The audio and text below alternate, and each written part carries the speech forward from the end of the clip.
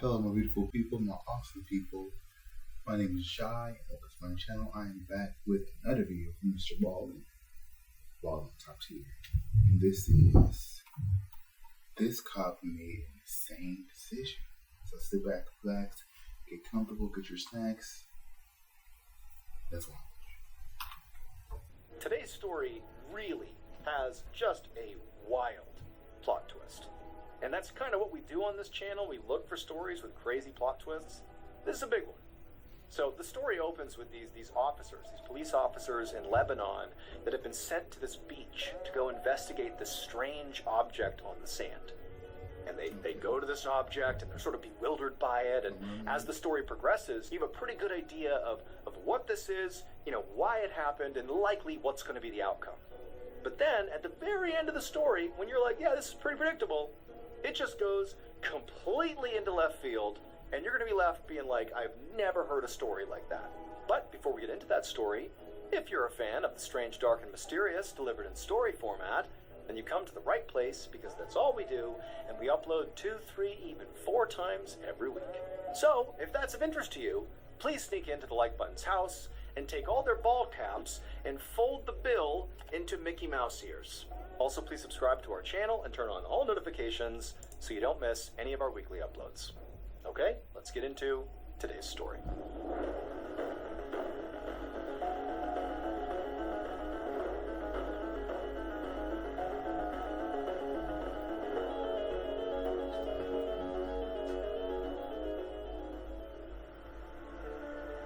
One night in late January of 1965, a police officer named Fareed Jaber, along with another officer, his partner, were walking along a beach in Antilias, Lebanon, which is a tiny village just north of Beirut. The weather was absolutely terrible. It was freezing out, it was pouring rain, and, it's nighttime, so it's dark out. I mean, this is a pretty nasty time to be out, walking around. As much as Fareed, and very likely his partner, would have desperately liked to have been home in bed right now, they knew that, they both needed this job, especially Fareed. It paid well, and he couldn't afford to lose it, and so sometimes doing this job, being a cop, was pretty uncomfortable, and he had sort of just accepted that. Now, the reason that Fareed and his partner were out here right now patrolling this beach in this terrible weather was because somebody had called in and said that they saw something odd on the beach, and they thought maybe it could be a dead body, or it could just be a body, period. They didn't know, but there was something odd on the beach. And so the police were called to go have a look. Now, this part of Lebanon was considered pretty safe. So, the idea of bodies turning up sort of out on the beach or out, in public anywhere was just sort of unheard of. And so Fareed and his partner really didn't expect to walk up on a dead body or something. In fact, Fareed really just expected to find some dead sea creature or something, or maybe some trash. He didn't know what. But, as he's walking along with his jacket pulled around tight and he's scanning the beach with his flashlight, battling the weather, he just felt kind of annoyed that they were out here. Like, this is going to be nothing. Like, why are we even being called out here? There's no way there's literally a body on the beach right now. But, sure enough, as Fareed and his partner continued walking along the beach, looking around with their flashlights, far down the beach, right in the middle of the sand, they did see this odd object just laying out on the sand. And even at first glance, from a distance, it did look human-like. It definitely had the form where it could be a person. And so right away, Fareed and his partner are like, clearly that's what was called in. This is what we're here to investigate. Now, the two of them didn't run over to whatever this was. They have no idea what's going on here. I mean, if this really is a person, they don't know why they're here. If there's somebody that hurt them that's in the vicinity. So they're playing it safe. They're walking up slowly, scanning the whole beach, looking for any other indication of, whatever this is. Maybe there's other things that are odd on the beach, but there was nothing. It was just this odd body-like thing on the sand. But as they got closer, Fareed in particular, he's looking at this object and he's like, that is definitely a person. I can tell that's a body on the ground. But there was just something odd about the body. It just looked off. There was just something unnatural about it. There's something that he couldn't put his finger on, but he's going to find out when he gets close. And so Fareed and his partner, they get closer and closer, and both their flashlights are trained on this human-like thing, and then finally they're standing right over it, and they look down, and for sure, this is a person. But they could now see, now that they're right up close, why this person seemed off. And it was because this body was missing its head. Now,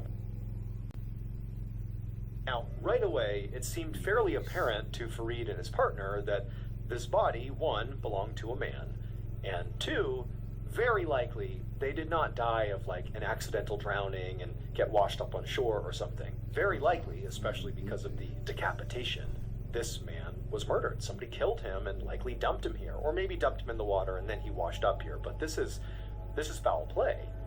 And so Fareed and the partner, they're like, okay, we got to search the area, do a cursory search, and just make sure, whoever did this isn't just nearby. We need to secure the scene.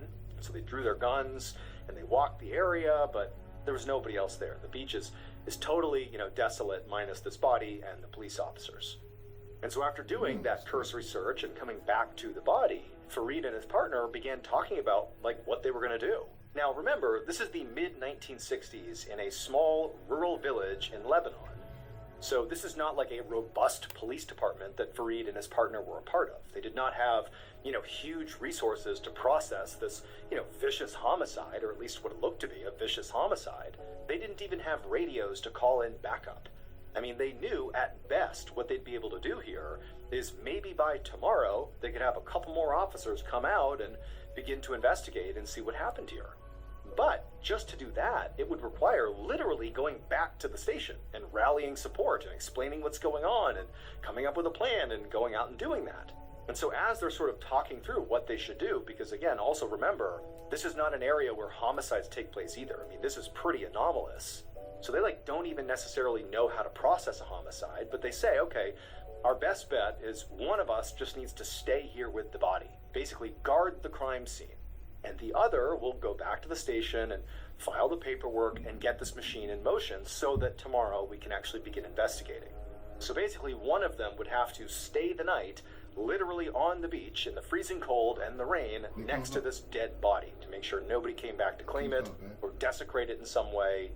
And as they're talking about who was going to do that, Fareed was the more junior officer, and so pretty quickly it became clear that he was going to have to do it. And again, going back to the earlier part in the story where Fareed, he knew this job could be very uncomfortable sometimes, but he needed this job. He needed the income. He couldn't afford to lose this job. And so when it was sort of clear this was going to be his doing, he said, fine, I'll stay here. I'll stay with the body. You go, get the investigation started, and I'll see you tomorrow. Now, after Fareed's partner had left and had walked down the beach and disappeared, Fareed sort of realized just how bad this night was going to be. I mean, think about it. Not only is the weather awful, but he's literally, sitting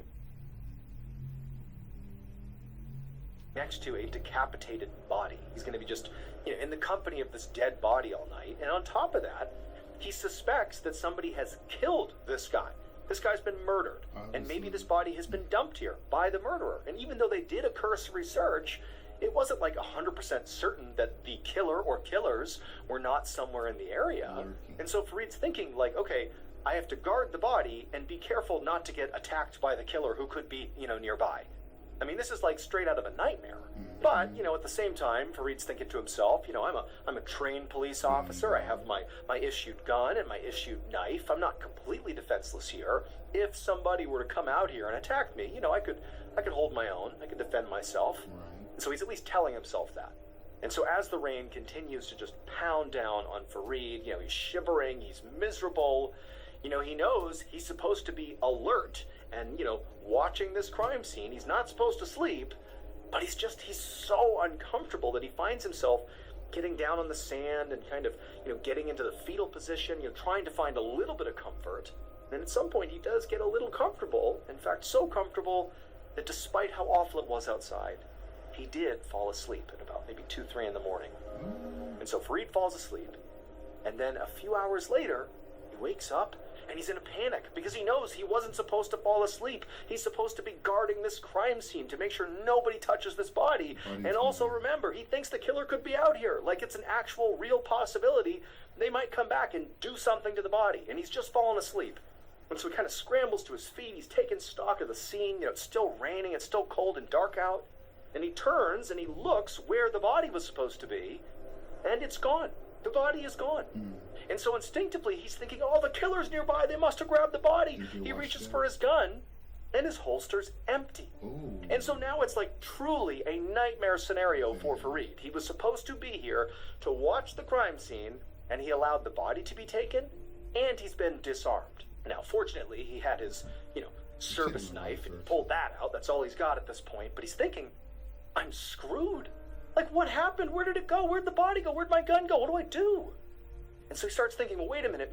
Maybe an animal came by and grabbed the body and dragged the body, and it's nearby. And he's sort of like looking up and down the beach, and he's thinking, it could be pretty far away. But he sees there's no drag marks. There's no way the body could have been dragged by an animal. And then also, what, an animal came back and unclipped his holster and took his gun out and took that away? That doesn't make any sense. He would have at least woken up if that was happening.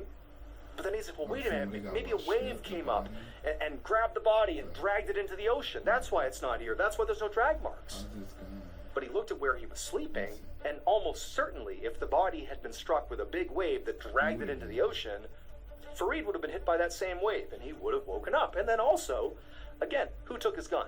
And so the realization hit Fareed that the only explanation here is a person came over here while I was asleep, took the body, took my gun, and now they're gone. So the night before, Fareed, the officer who was, left on the beach to guard the scene, the one who fell asleep, Fareed, his cousin, a man named Habib Jaber, had been walking along the beach alone when he had been attacked. This man had robbed him and then killed him and decapitated him. And he had left Habib's body on the shore. But he had taken his head and the money he had stolen from him back to his home.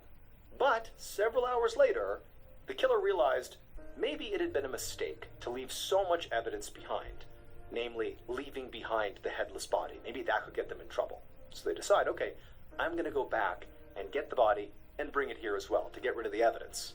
But when the killer got back to the beach, back to the crime scene, he saw the body was now being guarded by a police officer. And that police officer was Fareed.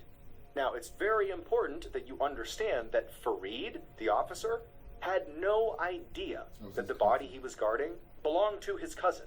All he knew was that this was a man who was killed. But because he was missing his head, he had not been able to identify him as his cousin. He just thought it was some stranger. Some man had been killed, not his cousin. Now, when the killer got to the beach, he was about to turn around because he sees I can't do anything because, this officer is guarding the body. What can I do?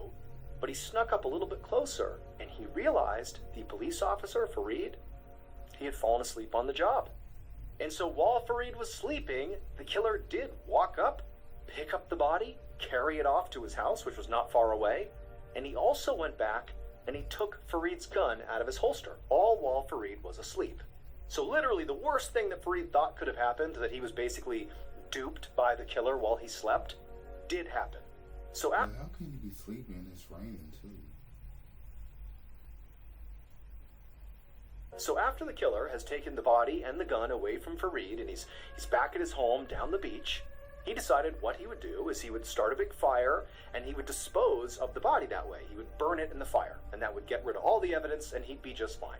And so as the killer is chopping up firewood, basically at the end of the beach, not far from Fareed, believe it or not, he's chopping up all this firewood, Fareed wakes up in a panic, realizing, oh my gosh, the body's gone, my gun's gone, what do I do? And Fareed turns and he sees there's this man at the end of the beach who's chopping wood. Now, Fareed has no idea that man is actually literally the killer of his cousin. He has no idea. He just thinks it's some random dude who lives at the end of this beach who's chopping wood.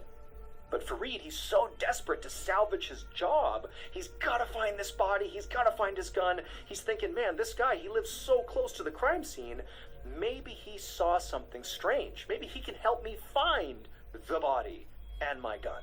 And so Fareed walks on down the beach, not realizing he's about to come face to face with his cousin's killer. Fast forward several hours, and Fareed's partner finally returns to the beach, now with a team of detectives, and they're ready to investigate. And Fareed's partner, at first glance, looks down to the sand, and he sees, one person standing there next to what appears to be a headless body on the ground, and he thinks, okay, there's Fareed, and there's the body. The scene is the same as it was when I left it. But when they got a little bit closer, Fareed's partner started to notice something. The body on the ground, it had the wrong clothes on. They're different. than what the body had on last night. What's going on here? This discrepancy would be made clear once Fareed's partner got down right next to the body and really got a look at it.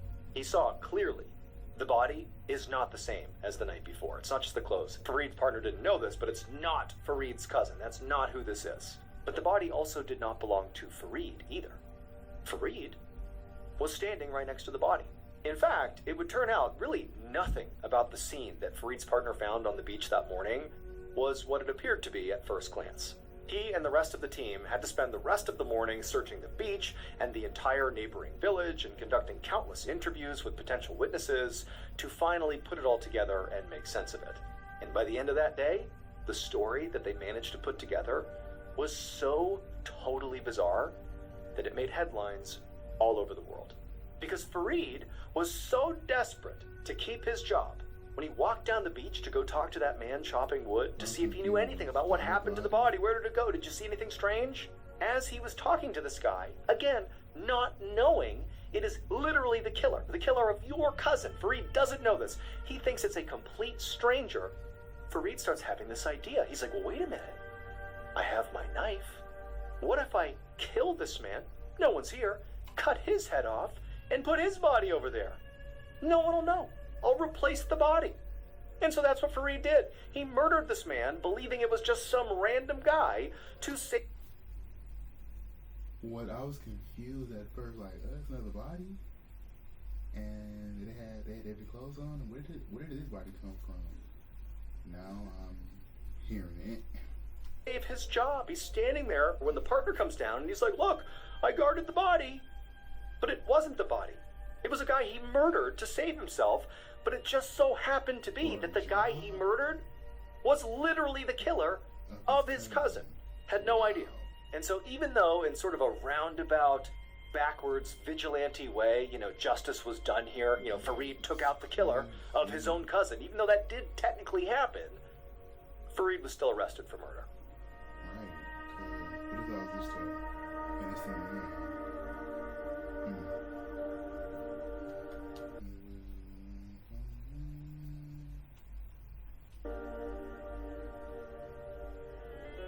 Thank you so much for watching. That is crazy. You killed a man that supposedly you didn't know killed your own cousin. Wow. That man killed your cousin, but you asked him because the body was missing, so you chose to ask him, knowing that was your cousin. Knowing that was the body. Wow. Good job. Always keep a job. You should just been honest, like, hey, I fell asleep, it was getting late, it was dark, it was cold, the body ended up missing, we got this man over there. They would all been good and done. But I feel like he should have won to get the detectives at that point, But that was a crazy twist. Crazy twist. Wow. Psycho. Cray. He was a kill-all.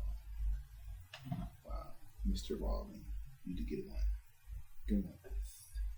So thank you to men. Tell me what you think. Be sure to like, comment, and subscribe. And have an awesome, positive day. Stay grateful, stay blessed. Next time. Peace.